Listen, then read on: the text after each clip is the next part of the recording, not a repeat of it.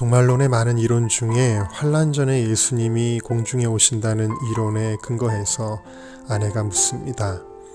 예수님 오실 때 하나님의 자녀들이 들림받으면 남겨진 불신자들도 그걸 보고 예수님 믿게 되겠네요. 물론 그렇습니다. 백성과 방언 중에 수많은 무리가 구원받을 것이 기록되어 있습니다. 하지만 표적을 보아도 믿지 않을 사람들은 여전히 믿지 않을 것입니다.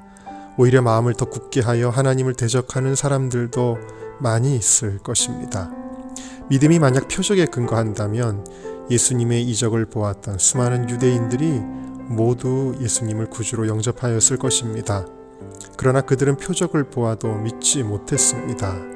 믿음은 하나님의 선물, 곧 은혜로 말미암기 때문입니다. 거꾸로 말해 표적을 전혀 경험하지 못한 사람이라 할지라도 마음에 은혜가 임한 사람은 예수님을 믿고 구원을 받게 되는 것입니다. 바로는 분명한 표적을 보았습니다. 어떻게 이스라엘 백성의 가축은 멀쩡한데 애굽의 가축에게만 전염병이 돌 수 있겠습니까? 바로도 이것이 신기했던지 자세히 조사해 본 것입니다.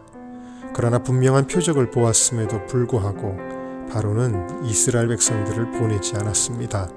그의 마음이 완강했기 때문입니다. 킹제임스 버전에서는 바로의 마음이 굳어졌다고 말합니다. 비가 오지 않는 땅처럼 은혜가 없는 심령은 굳어집니다. 거기서는 어떤 생명도 자랄 수 없습니다. 바로의 문제는 표적을 보지 못한 것이 아니라 마음에 은혜가 없었다는 것입니다. 당신의 마음은 어떠합니까? 굳은 마음으로는 하나님의 말씀이 들려오지도 않고 찬송을 불러도 기도를 해도 아무런 감흥이 없습니다. 육신의 감각만 발달해 있기 때문에 영혼 없는 짐승처럼 정욕적인 삶을 살게 되어 있습니다. 마음에 은혜가 임하고 부드러운 마음을 얻는 것이 얼마나 중요한지요. 에스겔 36장은 우리의 마음을 씻어주시고 성령을 부어주시는 목적이 굳은 마음을 제하고 부드러운 마음을 주시기 위함이라 하셨습니다. 그래야 하나님이 우리 마음의 중심에 계시고 우리는 하나님의 뜻대로 살 수 있습니다. 주여, 우리의 고집스럽고 교만하며 영적으로는 둔감한 마음을 깨트려 주소서, 녹여 주소서. 주의 연단의 방망이로 이 일을 이루시기 전에 우리가 먼저 성령을 사모함으로 주의 은혜의 단비가 심령을 적시게 하소서.